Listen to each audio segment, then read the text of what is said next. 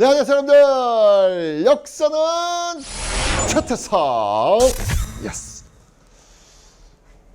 자, 이번 시간은요, 지금 광복 이후에 지금 엄청난 좌우 대립, 또 미소 대립, 뭐가 이 한반도가 지금 꼬이고 있어요, 지금요. 그죠? 어쨌건 간에 점령군을 들어왔던 미국과 소련에 의해서 이 한반도 질서는 정해질 수밖에 없는 운명이었고, 그 첫 번째 회의가 모스크바 3국 외상회의였는데, 결국 미소 대립 냉전이라고 하는 새로운 세계 질서 속에서 한반도는 위기로 치닫고 있습니다. 결국 모스크바 3국 외상회의에서 합의를 봤던 미소 공동위원회는 결국 결렬되었고 이 문제는 유엔으로 넘어갔다. 자, 이후에 대한민국은 어떤 역사를 갖게 되는지 한번 보도록 하겠습니다.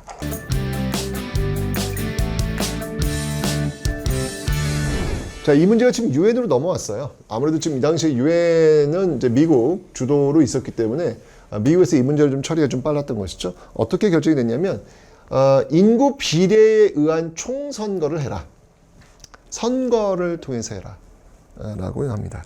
근데 이게 굉장히 좀 합리적인 방법 같죠. 선거니까, 그죠? 인구 비례에 의한 선거니까 가장 합리적인 것 같은데 문제는 뭐냐면 이게 서로 다른 세력이 만났는데 이거를 다수결로 해결한다?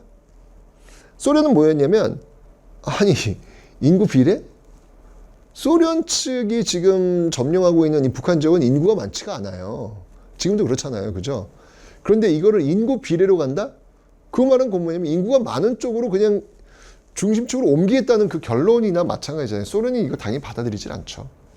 결국은 소련 거부합니다. 한국임시위원단이 이렇게 파견되었지만 소련은 거부합니다. 결국 이 문제 다시 유엔 소총회로 넘어가요. 그래서 그러면 가능한 지역에서만이라도 우선 총선거를 해라 라고 나옵니다. 네, 그러니까 남한만이라도 하라는 얘기죠. 불안합니다. 이렇게 되면은 이게 남북 분단으로 가는 그 수순을 지금 밟고 있는 거예요. 결국 이 결정에 의해서 1948년 5월 10일 50총선을 치르기로 해요. 남한만 일단. 이렇게 되니까 이제 당시에 좌우할 것 없이 많은 사람들이 반대를 하는 거예요. 뭐? 남한만? 그럼 뭐 남북 분단 얘기하는 거야 지금? 이라고 하면서 이 50총선을 전후해서 격렬하게 거부, 투쟁을 전개하게 되는 것이죠. 그 대표적인 인사가 바로 백범 김구입니다. 백범 김구. 우리가 소위 얘기하는 백범 김구는 이제 우파, 우익 쪽으로 분류할 수 있잖아요. 그죠? 근데 그 김구조차도 이건 아니다. 라고 하면서 이 50총선을 전후해서 아주 유명한 글을 쓰게 되죠. 그게 바로 3천만 동포에게 읍고함. 유명한. 백범 김구가 우리 정치사에서 굉장히 중요한 거목으로 살 수 있었던 계기가 바로 여기서 또 나오는 거죠. 38도 선을 베고 쓰러질지언정 나는 남북 분단은 참여하지 않겠다. 라고 하는 그 유명한 말을 남깁니다. 그래서 결국 이 김구는 어떻게든 이걸 막아보기 위해서 누구를 만나러 가요? 김일성을 만나러 가는 것이죠. 그게 바로 남북협상이 되는 겁니다. 이 남북협상에 갔던 인물은 바로 김규식입니다. 여러분 김규식 기억나십니까? 김규식 3.1 운동 당시에 파리 강화회의에 대한민국 임시정부 특사로 파견되었던 인물이기도 하고요. 그리고 좌우합작 운동, 이승만의 그 정업발언 나왔을 때 그 좌우합작 운동을 전개했던 여운형과 함께 전개되었던 그 좌우합작 운동, 거기에 참여했던 인물이 또 김규식이기도 하죠. 이번에 김규식은 남북협상에 참여하는 그런 모습들 보이고 있었습니다. 자, 이런 어떤 그 세력들이 지금 반대를 하고 있고요. 그 다음에 좌익 세력들도 역시 마찬가지로 반대했죠. 특히 이제 좌익들은 결결이 반대하는 것이죠. 그죠? 우익 쪽 이제 일부 세력들이 이렇게 나오는 것이고, 좌익 쪽은 전면적으로 지금 거부하는 그런 모습 보이고 있습니다. 그런 과정 속에서 제주도 지역에 들어와 있었던 남로당 세력들, 공산주의 세력들이죠. 그 세력들이 중심이 되어가지고 일으켰던 사건. 그게 바로 제주 4.3 사건입니다. 제주 4.3 사건이 일어나면서 결국 제주도에서는 총선이 치러지지 못합니다. 일부 지역이 결국은 총선이 치러지지 못하게 되는데, 문제는 뭐냐면 이 제주 4.3 사건을 진압하는 과정에서 이게 여러분들 그 앞에 그 좌우 대립이 있었지 않습니까? 좌우 대립이 있었는데 그 좌우 대립의 그 연장선상에서 이 제주 4.3 사건이 연결이 돼요. 그러다 보니까 제주 4.3 사건을 진압하는 과정 속에서 무고한 양민들마저도 어떠한 제대로 된 기준도 없이, 어떠한 법적 보호도 없이 학살을 합니다. 학살을 해요, 학살을. 정말 이거 상상도 할 수 없는 그런 일들, 그냥 선을 딱 그어놓고 그 선 아래로 내려오지 않으면 이거 다 빨갱이야, 다 죽인다 라고 하는 포고령이 내릴 정도입니다. 이게 얼마나 무섭습니까, 여러분들? 아니, 여러분들, 내가 이 선이 있으면 나 여기도 있을 수 있어요. 근데 내가 여기에 있는 이유는 다양한 이유가 있을 수 있잖아요. 아니, 한라산에서 나는 저기 말 키워야 되는데 나 못 내려가는데요? 라고 할 수도 있잖아요. 나 여기서 지금 농사 이거 돌봐야 되는데 못 내려가는데요? 그럴 수 있잖아요. 근데 무조건 다 폭도로 간주하겠다는 얘기예요. 말 돌보는 사람도 폭도가 됐고, 농사 짓는 사람도 폭도가 된 거예요. 그 선을 내려오지 않았다는 이유 하나만으로. 이렇게 되면서 너무 많은 사람들이 학살이 되는 사건. 이게 바로 그 가슴 아픈 제주 4.3. 그러니까 철저하게 인권이 유린된 거죠. 여러분들, 현대사에서 이 제주 4.3 사건을 바라볼 때는 인권이라는 측면에서 좀 우리가 좀 접근할 필요가 있어요.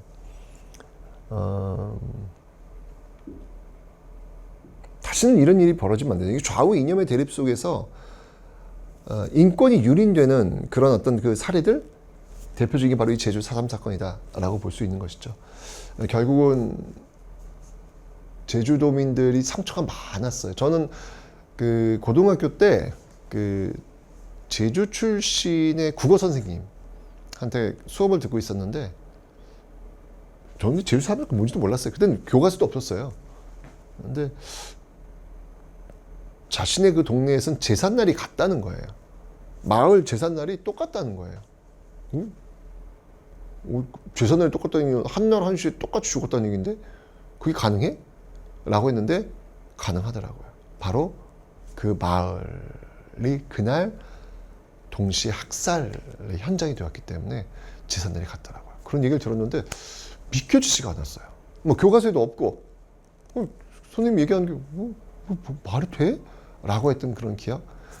결국 나중에는 진실이 알려졌고 교과서에 실렸고, 그리고 노무현 대통령이 결국 대통령의 자격으로, 대통령 국가 행정부 수반이죠, 이 자격으로 제주민들에게 공식적으로 사과를 하게 되면서 특별법이 이제 만들어졌죠. 무고한 양민들을 국가폭력에 의해서 죽인 거잖아요, 쉽게 얘기하면. 그죠? 그에 대한 어떤 보상이나 이런 것들을 하기로 했던 그런 모습들. 하여튼 이게 50총선을 전후해가지고 참 이게 안타까운 어떤 그런 장면들이 너무 많이 벌어지고 있는 것이죠. 하지만 바퀴는 굴러갑니다. 네. 그런 어떤 그 저항의 어떤 그 모습들이 있었지만 결국 50총선은 치러졌고, 이 50총선을 좀 다른 측면에서 본다면 이게 엄청난 선거예요. 왜냐면 우리는 한 번도 이런 선거를 해본 적이 없어요. 처음으로 투표권이 주어졌는데, 이 투표권이 주어졌을 때 이게 최초의 보통선거이면서 평등선거이면서 하여튼 모든 것들이 고르게 다 갖춰진 1인 1표제. 와, 여러분들 전 세계 민주주의 역사는 투표권의 역사예요. 투표권의 역사인데, 여러분들 그 프랑스 혁명, 1789년 프랑스 혁명, 그 프랑스라고 하는 나라조차도요, 여성들에게 투표권이 주어진 거는요, 이 즈음이에요, 이 즈음.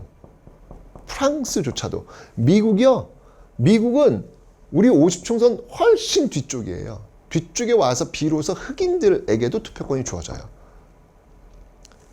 그런데 우리는 지금 그냥 단번에 일정한 나이만 되면 남녀 노, 소 할 것 없이 모두 다 투표권이 주는 평등성을 한 거예요.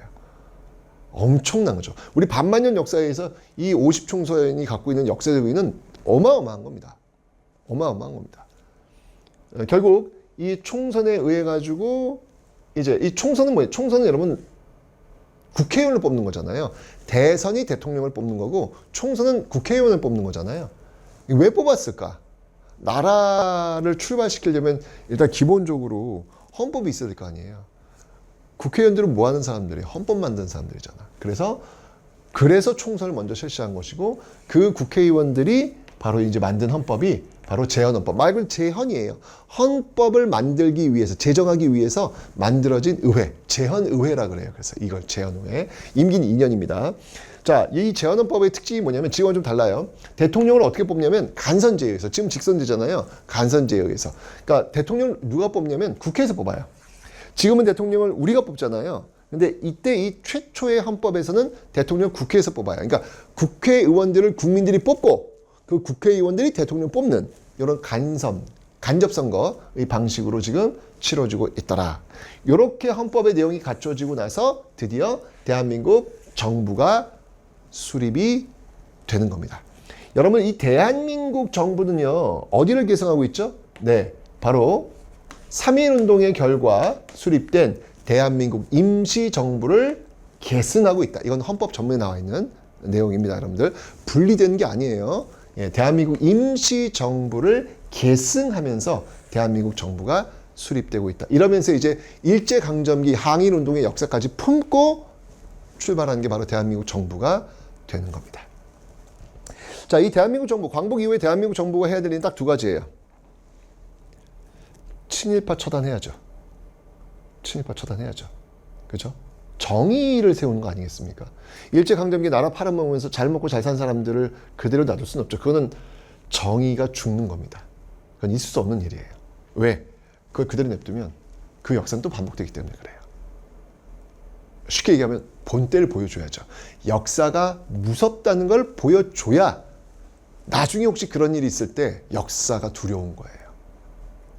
다시는 나라 팔아먹는 일을 했다간 내가 어떻게 된다는 것을 학습시킬 필요가 있는 것이죠. 그래서 만들어진 게 바로 이 반민족 행위자들 처벌하기 위한 반민족 행위자 처벌 특별위원회라는 게 반민특위에 이제 결성이 됐는데, 이 반민특위가 결국은 실패로 돌아갑니다. 이게 이승만 정부에서 협조를 안 해요. 그러니까 이승만 정부의 그러니까 이승만 정부 입장이 이거예요. 지금 어쨌건 이승만 정부가 출범을 했잖아요. 지금요, 그죠?